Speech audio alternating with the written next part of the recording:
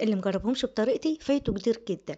وقبل ما نبدأ الفيديو نصلي على الحبيب، ويا رب يا رب اللي يحط لايك للفيديو ده يصلي السنة دي عند سيدنا النبي عليه أفضل الصلاة والسلام. معايا هنا صدور فراخ بانيه متبلاهم بمرتة، فلفل أسمر وملح وكاري وبهارات فراخ، تمام. معلقة سمنة بلدي وبديلهم تشويحة كده ياخدوا لون بس، وبطلعهم مش بسويهم ياخدوا لون. هنا معايا الطاجن بتاعي بمسحه كده مسحة قشطة. الخطوة دي مهمة جدا، ما بتخليش الرز بتاعنا يلزق معانا في الطاجن او الصينية لو انت هتستخدمه صينية ألمونيا او طاجن بايركس، تمام.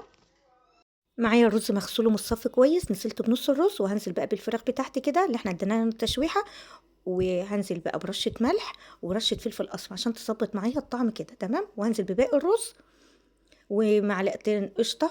انا مش بحط سمنه خالص في المرحله دي، بحط السمنه بعد التسويه، تمام. بظبط كده واحط كمان الملح بتاع ظبط الملح، تمام زي ما احنا شايفين كده.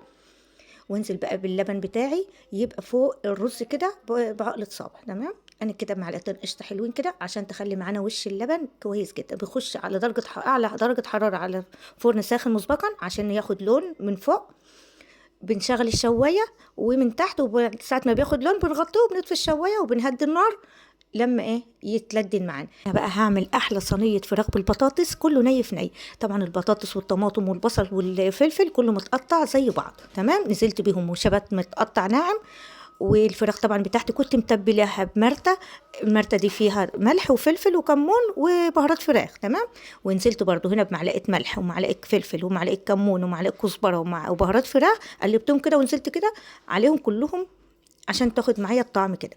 ومعلقتين صلصه بيتي ومعلقه بابريك صويا صوص ومعلقه دبس رمان، بتدي معانا لون وطعم حلو قوي في صينيه الفراخ، تمام. ومعلقه زيت كده عشان تدي معايا التسويه، وفصين حبهان وفصين توم كده حلوين مقلبصين كده زي ما انتم شايفين. وتدخل بقى مع صينيه مع طاجن الرز كله يستوي مع بعضه كده، ويبقى احلى طاجن وفراخ كده ني في ني، تمام. هنا بعد الطاجن بتاعي ما طلع كده واستوى، شايفين عامل ازاي لونه خطير، واخد لون بقى القشطه البقري بتاعتنا اللون الاصفر، والفراخ اللي احنا حطيناها جوه مديالها احلى طعم، تمام. إيه قدحت كده عليه السمنه زي ما احنا شايفين. نسيت اقول لكم كده، سمنه بلدي بقدح عليه بتديله طعم حلو قوي وبتخليه معانا. شايفين الرز مسحة الزبدة او مسحة القشطة اللي احنا بنمسحها للطاجن مش بتخليه يلزق معانا خالص في الطاجن بتاعنا، تمام. شايف الفراخ مستوية وجميلة ازاي ولونها ابيض، والرز بتاعنا مفلفل مفيش حبايه لازقه في حبايه. شايفين الطاجن زي ما انا قلت لكم مش لازق خالص، واخد لعنا لون واحلى فراخ. الريحه بتاعتها جننت العيال، كلوا نص الفراخ من قبل ما اصور والله، اتاكلت منها نصها. مش دي اللي كانت داخله قدامكم؟